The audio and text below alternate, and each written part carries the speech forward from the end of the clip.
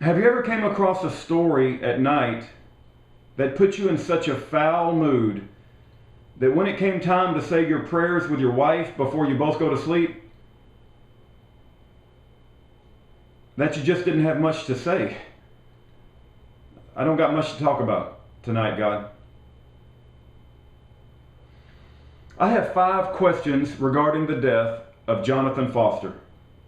I have 5 questions. And if you care to respond, I would be interested in hearing what you got to say. My first question is, how come America doesn't know about the death of Jonathan Foster? I didn't know about the death of Jonathan Foster. Do you know about the death of Jonathan Foster? A 12-year-old white boy who was blowtorched to death by a black woman.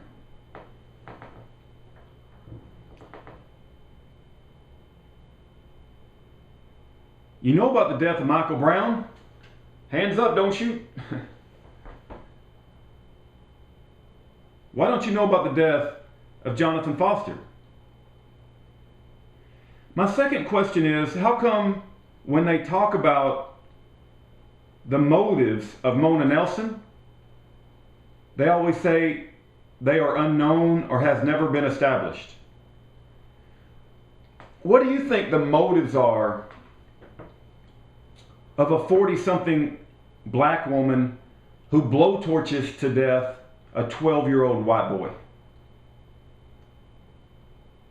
She was mad at him because he gave her a dirty look? What motives does someone need to blowtorch to death another human being? My third question is,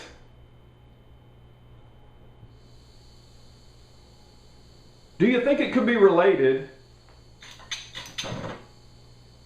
to these black Hebrew Israelites who stand on the street corner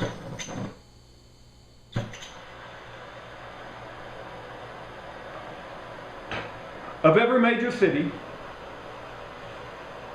who seem to be well funded, well organized, and preach the destruction of the white race?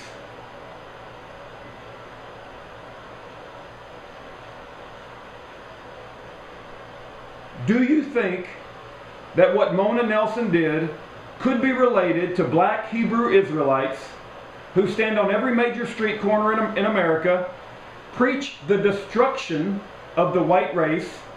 They hold up children, they hold up pictures of little white children engulfed in flames.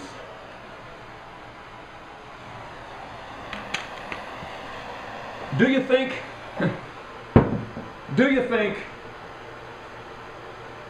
that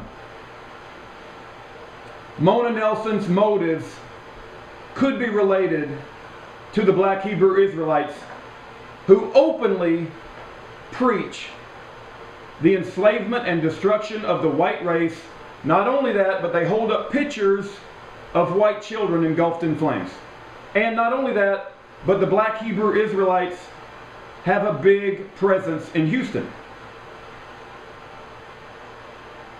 My fourth question is, what if it was a 40-something white woman who had blowtorched to death a 12-year-old black boy? What if the roles had been reversed? Do you think you would know about it then?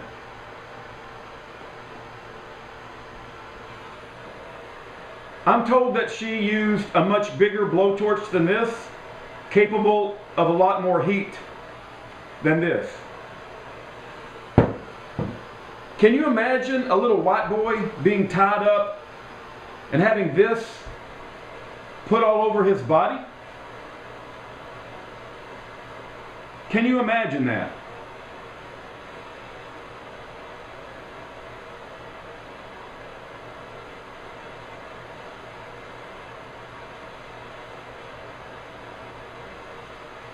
My last question is,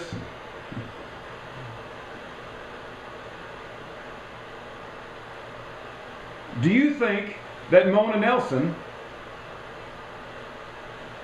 is the only one capable of putting a blowtorch on someone?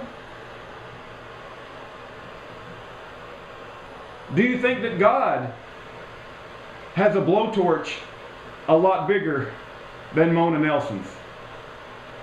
And do you think that God's blowtorch lasts longer than Mona Nelson's?